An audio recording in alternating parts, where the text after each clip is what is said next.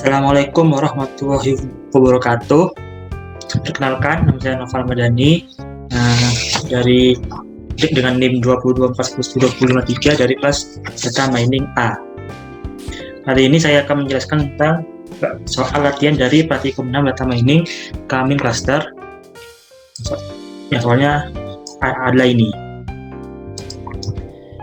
Jadi di sini kita diperintahkan untuk melakukan clustering pada dataset iris. Langkah-langkahnya adalah: 1. Normalisasikan dataset iris menggunakan normalisasi min-max. 2. Tampilkan scatter plot sebelum clustering. 3. Clusterlah dataset iris dengan nilai K, 2, 3, 4. 4. Tampilkan cluster plot setelah clustering. 5. Analisalah perbandingan scatter plot sebelum clustering dan setelah clustering. 6. Tentukan manakah K terbaik jika dilakukan analisa secara virtual. Tugas nomor 1-6 dilakukan terhadap komposisi atribut sepal length, sepal width, petal width, petal length, dan petal width. Nah, pertama yang kita lakukan adalah kita mengimport sebuah library rujukan seperti Panda, kemudian Scalene dataset untuk load irisnya, kemudian Scalene cluster untuk kaminnya, kemudian Scalene processing untuk min-max scalar, dan matplotlib untuk mengambilkan hasil dari perhitungannya. Kemudian selanjutnya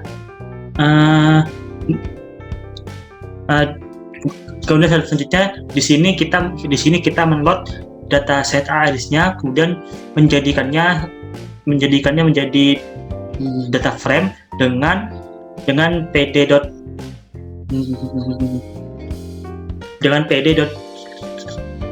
data frame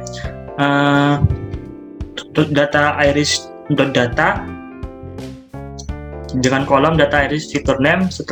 Kemudian setelah di print hasilnya akan menjadi seperti ini. Kemudian kita lakukan normalisasi. Di sini saya membuat fungsi normalisasi dengan parameter df. Lalu kita lakukan perulangan sini. Selanjutnya kita lakukan scaling untuk menghitung min-max-nya. Selanjutnya menghitung scalingnya dengan dot fit dari df dengan indeks ke i. Setelah itu mendeklarasikan data frame index ke i menggunakan scalar dot transform. Kemudian di sini kita memanggil fungsi normalisasi dengan parameter df. Kemudian kita jalankan atau di print, hasilnya akan seperti ini. Ini adalah data yang di print ini sudah ternormalisasikan. Kemudian mulai dari sini saya menggunakan fungsi agar mempermudah dalam pencariannya. Di sini membuat fungsi plot scatternya dengan parameter x dan y. Gunanya adalah untuk menampilkan data sebelum di clustering. Nah, selanjutnya pada scatter ini di data frame kita membutuhkan kolom x dan kolom y. Nah, setelah itu akan ditampilkan pada label x dan label y. Dan selanjutnya setelah itu kita membuat fungsi clusteringnya. Di sini parameter yang digunakan adalah n, x, dan y. Di mana parameter n ini adalah jumlah clusteringnya atau k-nya. Kemudian di sini mendeklarasikan kaminnya untuk n cluster sama dengan n. Kemudian kita akan memprediksi clusteringnya dengan print prediksi clustering dengan parameter y predict. Nah, pada y predict ini juga kita masukkan pada df clusternya. Kemudian di sini kita print centroidnya dengan km cluster center. Selanjutnya adalah kita mereturn hasil dari centroidnya untuk diambil untuk diambil nanti pada scatternya.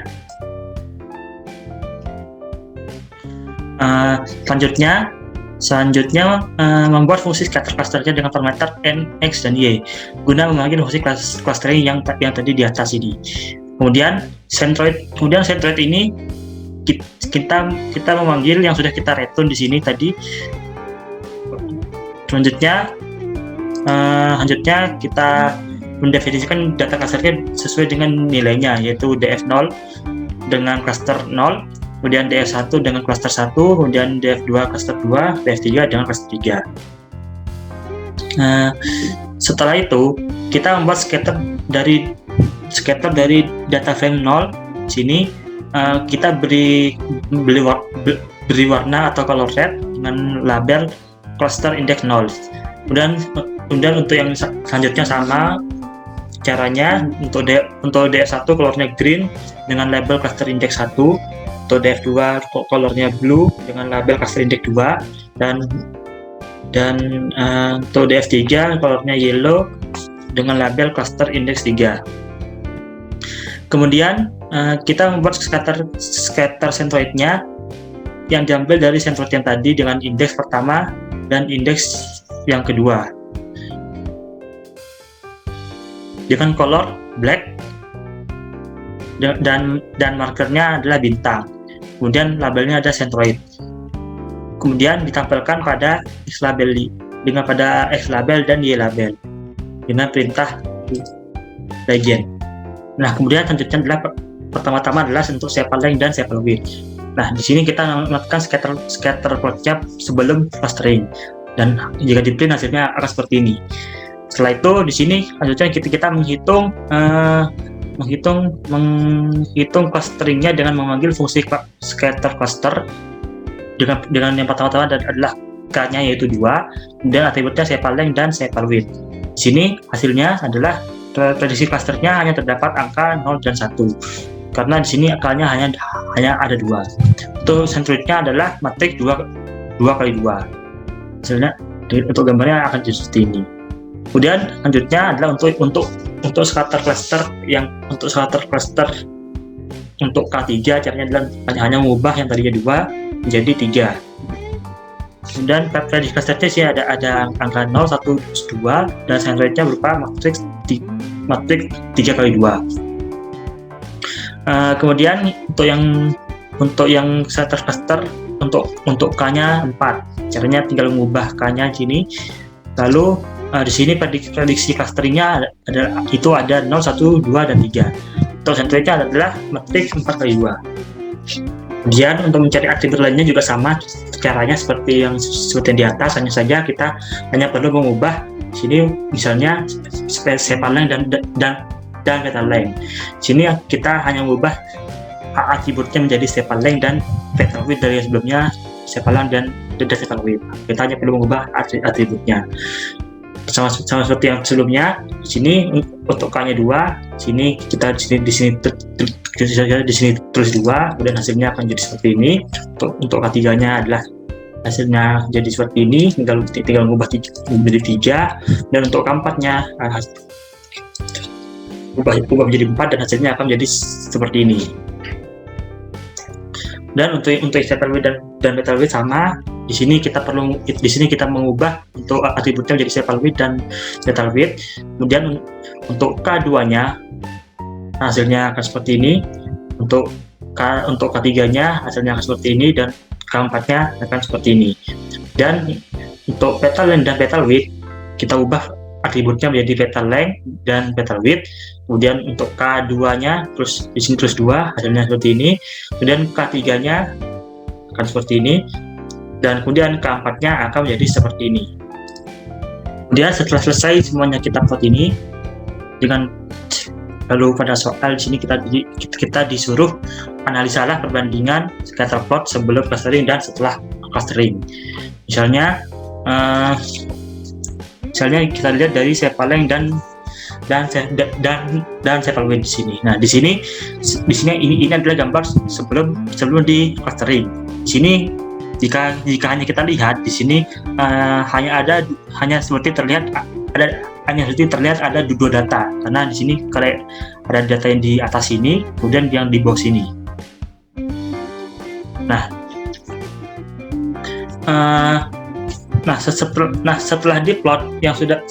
Setelah dilihat di plot yang sudah di clustering, ternyata di sini benar, di sini terdapat dua data karena warnanya telah berbeda. Kemudian di sini juga, jadi di sini juga kemudian seterusnya, jadi bedanya setelah cluster diklusterkan itu kita bisa melihat hasilnya menjadi lebih jelas, dan mana yang masuk cluster pertama, mana yang kedua, dan seterusnya. Kemudian untuk soal selanjutnya adalah menentukan manakah K terbaik jika dilakukan analisa secara visual. Nah, K terbaik itu adalah K-nya yang dia tuh bisa mengelompokkan data secara jelas. Jadi di situ tidak ada data yang bisa jauh dari sentuhnya. Dan untuk menentukan K terbaik juga bisa dilihat dari kolom yang kita akses. Di sini misalnya pada sepal length dan sepal width. Ini jika dilihat dari datanya ini, K yang terbaik itu adalah K3 dan K4. Sini karena di sini adalah kita di sini bisa di sini karena K3 dan 4 di sini adalah bisa mudah dilihat. Kemudian bisa mudah dilihat walaupun di sini ada data yang jaraknya yang jauh. Dan untuk sepal length dan petal width, di sini data untuk K yang bagus itu adalah di sini K4 karena di sini terlihat jelas. Kalau ada sedikit yang data yang berjauhan. Kemudian sepal width dan petal width itu adalah sini kita bisa dibilang K3 di sini, K3 di sini juga sudah cukup bagus, dan selanjutnya ke K4 sini juga bagus karena datanya berkumpul walau ada sedikit yang berpisah.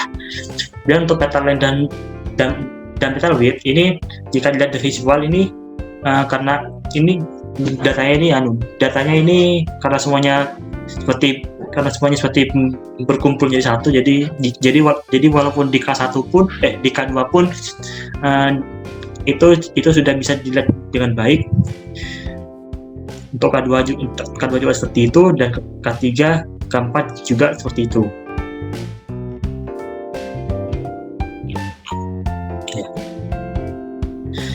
Sekian presentasi dari saya. Kurang lebihnya mohon maaf. Wassalamualaikum warahmatullahi wabarakatuh.